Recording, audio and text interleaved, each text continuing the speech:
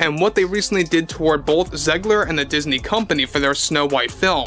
It turns out that both Trey Parker and Matt Stone are already preparing for the DEI special. Hollywood knew that Rachel Zegler's shocking 9-figure defamation lawsuit against Trey Parker and Matt Stone, the creative chaos duo behind South Park, wasn't just a small feud.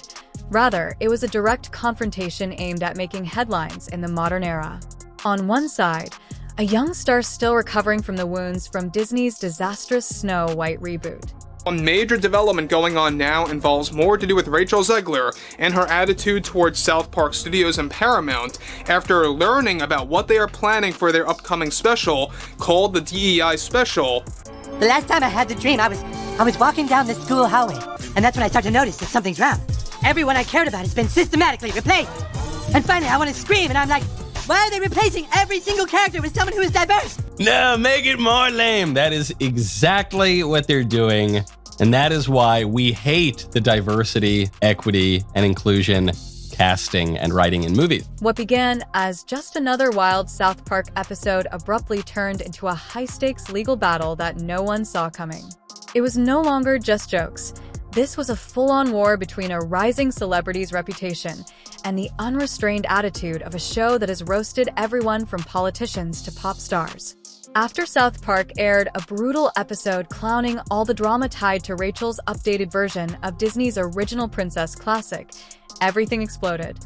On the other two fearless comedy kings who have made a living by shamelessly dragging pop culture through the mud every single time. Parker and Stone didn't hold back. The episode ramped up the craziness, turning online rumors into pure cartoon mayhem. They were animated. With a smartphone that looked like royal jewels and strong historical interpretations, Rachel was out here flaunting around some dream realm. Power struggles and culture clashes in Hollywood, every scene got more difficult than the last, and it all built to a ridiculous musical number that made the big-budget remakes seem like they were yesterday's news. However, back in Los Angeles, the real Rachel wasn't so much. Her smile disappeared as the cartoon version of her hit nerves. At first, insiders whispered that she would brush it off, saying that Rachel is too smart for this and that she understands how South Park works, but that conversation didn't last long. People believed Rachel's Glurway's $100 million lawsuit over the South Park episode was just a scare tactic. Perhaps she wanted an apology or some sort of public cleanup. But then her lawyers came in full force, filing papers and accusations. She claimed the episode didn't just joke. Rather, it completely destroyed her career image, making her appear like a spoiled, clueless star who ruined a blockbuster. The lawsuit didn't hold back.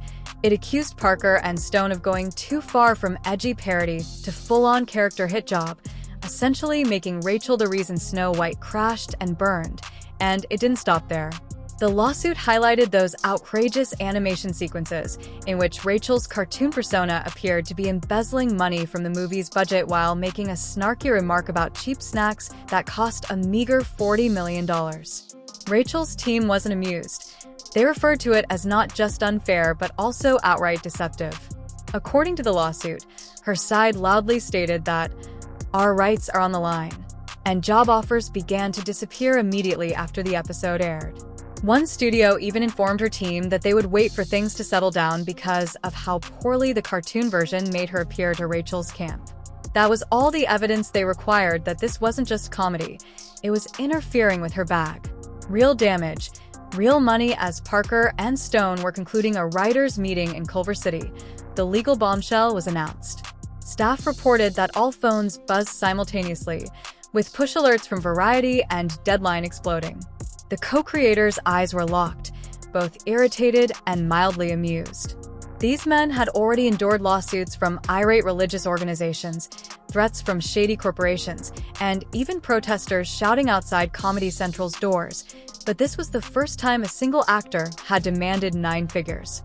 Trey and Matt knew that things had changed significantly since South Park debuted in 1997, and that late-night cable had allowed wild satire to fly under the radar.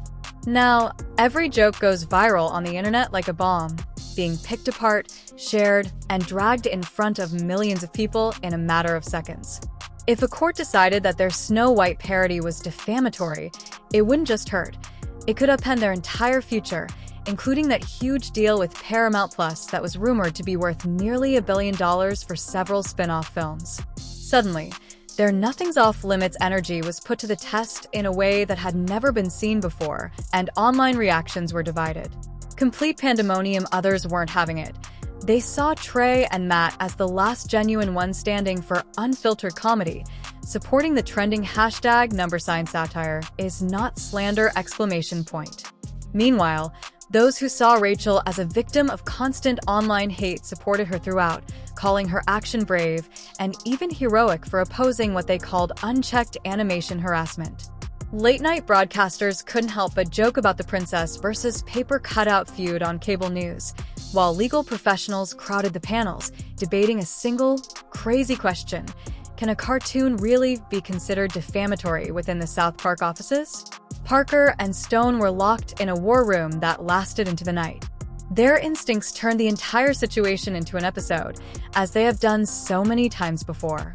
They have never been afraid to make fun of themselves and turn scandals into storylines, but this time their lawyers put a stop to any joke that might be interpreted as retaliation or even as fuel for further legal issues. In a rare turn of events, the pair, known for prodding every bear in the forest, decided to keep quiet, at least for the time being. They couldn't stop brainstorming ideas and began flying a puppet trial where cartoon versions of them took the stand in the sad ballad Sue Me. As word spread about Rachel's behavior, those close to her said she was alternating between intense focus and complete burnout. She wasn't just suing for money. She saw this as a message that I'm not some easy target. There was even a subtle parody of courtroom sketch art that appeared to have been drawn by toddlers, but everything remained locked up waiting for the moment the legal leash came off. As the lawsuit progressed through the Los Angeles court system, Rachel felt that if she didn't fight back now, she would always be that joke in a dress with a phone trapped in memes and punchlines. Critics said she was being dramatic, but supporters retaliated, pointing out that even Tom Cruise, Kanye, and the Queen were roasted worse.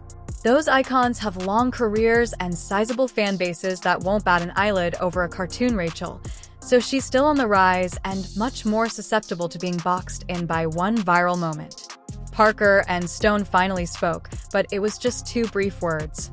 We firmly think that people have the right to parody prominent persons and events, and we anticipate a strong defense of that freedom. Although there were no gunshots, insiders claimed that as soon as their legal team approved, they were prepared to make this entire ordeal into the next comedy. The big question, according to experts, will be where to draw the line between defamation and brutal satire. Previous decisions have always protected jokes that no sane person would take literally, but in this instance, it's walking the razor's edge. Snow White is the first American feature-length animated movie, 1937. It's one of the most beloved movies of all time. The cartoon Rachel sang a crazy song in the South Park episode, saying she altered famous sequences only to get more money. Fans may have dismissed it as an obvious joke, but Rachel's legal team wasn't amused. They claimed that not everyone watching had the media intelligence to recognize that it was a parody, and they even pulled receipts from people who believed Rachel had actually hacked the production.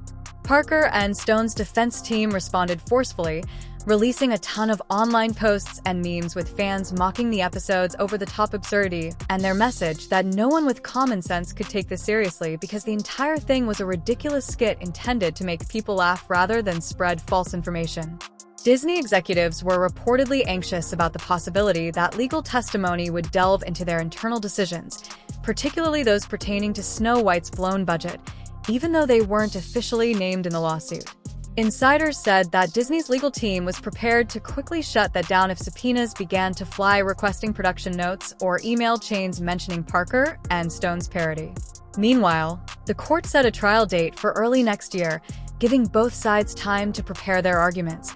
But the calendar raised eyebrows because if Rachel booked any new acting roles, the lawsuit could resurface during red carpet season, and South Park would be planning their upcoming season, potentially setting the stage for an on-air clapback. Entertainment lawyers hinted that the chaos might force both sides to reach a discreet behind-the-scenes agreement once legal restrictions were relaxed, but Parker and Stone were not budged because they believed that a settlement would only allow any celebrity who didn't enjoy being the target of a joke to settle. Trey allegedly said to a coworker, "The next joke dies before we even write it if we pay up now." Meanwhile, Rachel's side carefully shifted the narrative instead of attacking free speech head-on, starting to push a different message. This enraged free speech defenders, including the ACLU, which dropped an amicus brief supporting the creators. Their message was bold satire keeps powerful people in check. They warned that big studios carefully craft perfect images for their stars, and if comedy can't mess with that, the public might never question what's real. This wasn't about destroying humor. Rather, it was about one individual standing up when the jokes became too personal. A young actress was abruptly thrust into the public eye, ridiculed for months, and then animated in front of millions of people. Rachel Zegler made it clear that she appreciated satire, but not when it went too far into reckless distortion that could ruin someone's career. Her unvarnished honesty sparked a new wave of headlines portraying her as brave, but many pieces also called her overly sensitive online. It was all-out war hashtags like Charteam. Rachel Zegler appeared on a late-night talk show that wasn't known for edgy jokes and spoke from the heart. Rachel and her team, by the time the court scheduled the first pretrial hearing, things had boiled over. The public wasn't talking facts anymore. It was just vibes, outrage, and noise, and the hearing turned into a scene. South Park continued to trade blows with memes, video edits, and hot takes, and every post either mocked or defended her, with calm voices asking for nuance completely drowned out by trolls and outrage addicts. Some fans even posted side-by-side comparisons of South Park's other targets, politicians, rappers, you name it, claiming Rachel actually got off easy. Others responded with detailed threads explaining how toxic portrayals in the media can ruin careers, from lost endorsements to missed auditions, not to mention mental toll. As media crowded the courthouse in search of excitement, Parker and Stone arrived in subdued suits, but they couldn't resist causing a little chaos. Matt had wearing a tie adorned with little cutout characters from cartoon paper. Trey wore cufflinks that resembled miniature TV screens, while Rachel entered the room alone, accompanied by lawyers in crisp suits that said, "I mean business." Her legal team doubled down, pointing to a particular gag in which the cartoon studio threw money at her as she yelled, "Modernization isn't cheap, peasants." The cameras captured a fleeting glance she gave the creators, but no one could tell if it was anger, nerves, or perhaps even hope for peace in court. Her side claimed that scenes like that led people to believe she was demanding diva-level benefits in real life.